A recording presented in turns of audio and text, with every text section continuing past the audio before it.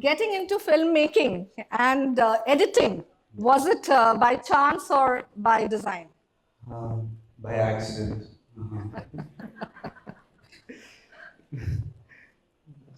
I hope most of us don't land here by choice or anything. Just cinema just happened in our life. It's like just the basic laziness that I don't want to study. Um, Study doesn't mean you shouldn't learn. I'm a lazy reader. I don't like to read, and but I always want to. I'm an observer. I listen a lot.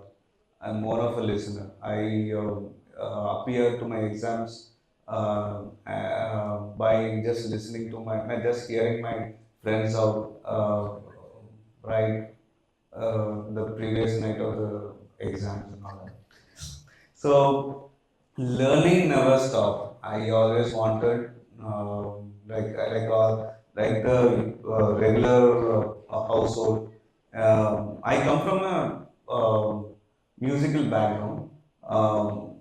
Two or three generations that I know, my ancestors are stage musicians. My dad is a saxophone player. Wow. And my uncle is a clarinet player. My dad also plays keyboard. They have a band. They perform for the events, and that's so I've seen them struggling their way out to feed the family. And they don't like. Well, they were busy. They just when I was born into silver spoon, but still, my parents don't want me to struggle the way my dad or my uncle went on. So they want me to study like the regular household, either doctor or engineer. I can't take math or chemistry. I chose a different chemistry that comes on street. I always like. I know how it worked. And yeah, that's how I didn't want to study, and then I landed in this institute called Loyola College in Chennai. So I went to study media as in visual communication, and then second year, I always wanted to make films as a director. And then second year I thought, okay, I'm still studying and I still need to read something that exhausts me. And then I tried my way out and went to meet professionals from the industry. And I met this filmmaker, this gentleman called Gautam Vasudev Menon. And I worked in one of his movies with Kamal Hassan and Jyotika in the lead. It's called Veda Delivery. I worked as an assistant director. Wow, sir. I interned him during my second year of college, and then by then something happened during one of the breaks, shoot breaks. We interacted, and me and a couple of my friends interned with him, and he was like, "What's your hobby, Dad?" And everyone said, "Oh, their hobbies," and I said, "I nothing much. I just edit my friends' videos." Back in those days, 2004, I think computer knowledge is a big thing, and learning software. That's what, like I used to be a techie in the group, and I used to edit my friends' videos. Oh, you edit? Yes. No, I don't edit it. I just do what they say. Then why don't you sit with Anthony? Anthony is supposed to be my master, my mentor who taught me editing. Then I went there, spent time in the editing. Then by then I happened to hear one of the interviews of director Shankar, who directed Robo. So he was telling every director or the assistant director should spend quality time in the editing room. So that pushed me to spend more time in the editing room, learn the tool, learn what editing is, how editing how editing shapes a film and all that. Then I thought, okay, I also didn't stop writing. Writing is part of my everyday life. I don't stop writing. And I thought, okay, I worked as an assistant editor till 2010. In 2006, I joined him, and till 2010, I assisted it. And then I thought, okay, I'll edit 10 of my films. independent films, and then I also for survival, like my passion is into promoting a film. I edit a lot of trailers for other movies, and that gives you money. Uh, I thought, okay, 10 film, post 10 film, I can start my directorial, start pitching my directorial.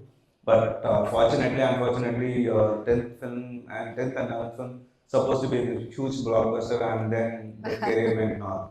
Now I'm like editing my 85th film. I suppose I'm still pursuing my directorial. Yes. Thank you so much.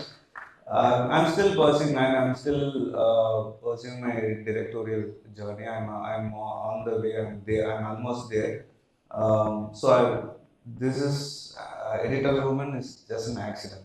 I started my career with an obligation. This is a movie called Condemned. It was again co-produced by Gautam Menon.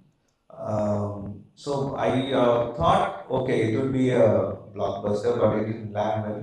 But it's an experience. I happened to edit like few films, and then Rajanan gave me a breakthrough. That's one of my favorite close to heart films, directed by Atlee, and I still am recognized as an editor through Rajarani, and so that's something close to my heart. Yes, and the song Orumurai. Urumare is from the movie called Moppolum Kalpanegal, and back in those days, I used to edit a lot of music videos, and I treated that song as a music video, and it turned out well. What a beautiful Experimenting song. few Yes. things, and yeah, I'm still learning. So you have been fortunate in working with almost all the best directors that the country can boast of, whether it's Sukumar, Atlee, Gautam Menon. So there has to be a kind of trust or a matching of wavelength with an editor and his director. So how do you go about, changing your style and catering to different stakeholders, directors, producers, and actors, actress, all keeping in mind everyone's interest. You spoke about trust. Yeah, trust will be there, and you have to build the trust, and that comes with knowing them, rather communication, knowing someone, and what do they want, how do they approach a film, and what is that people like or the audience like from them and all that. So it's knowing their strength and communicating, and that's the initial part of building trust. Basically, you have to speak and know someone to it's like any relationship that trust plays a major role, and in media that's more important. You just can't go edit or work with anyone that you know, because film has a different language, filmmaking has a different chemistry, and that's the chemistry we speak about. And I think it all starts with knowing someone, and getting to know each other. Once you gain the trust, and it won't stop. It just goes on. And you keep, working for them, editing one after another master stories. So I'm very curious to understand, sir, when you have a movie in hand, they say that the creative process culminates in the editing table. So how do you go about your craft? What is your way of preparing for the process and then getting into deep of it? As I told you, I always see stories like I just want to hear it out rather reading a story, because the reading something will you will apply your tone to it, and the director will have a different tone. I'm more of a listener, and I approach every story by through my listening, and I would like to hear it from them rather reading the story. I don't read, and and music is always been a part of my life from my childhood. So I approach my edits musically. I first take time in choosing the soundtrack and then start my cut. Or else I'll just order the scene and then try the music track with the whether it's when you speak rhythm, music has rhythm as well. So it has its own way of like enhancing a scene, or even silence is a rhythm. So where you pass it and I approach it. First, even editing a trailer, I choose my soundtrack first. I'll edit the sound layer first, where the dialogue comes, where the sound effects come, and all that, and then go for the visuals. So sound plays a major role in my rhythm of my way of setting a rhythm for the film. Let's start, Jay.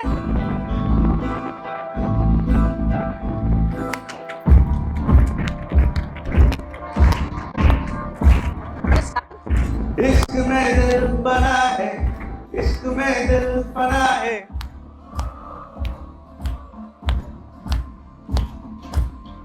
मिटा दे या बना दे, मैंने तुझको चुना है। ओ, तेरे सारे रंग ओढ़ के तेरा माने सब छोड़ के इश्क करना आप तोल के रास खोल के आया घूमे सबको बोल के। Now together. ओ मेरा चलिया ओ मेरा चलिया ओ मेरा sorry भूले आए संसार में चलिया तेरे गोल तेरा चलिया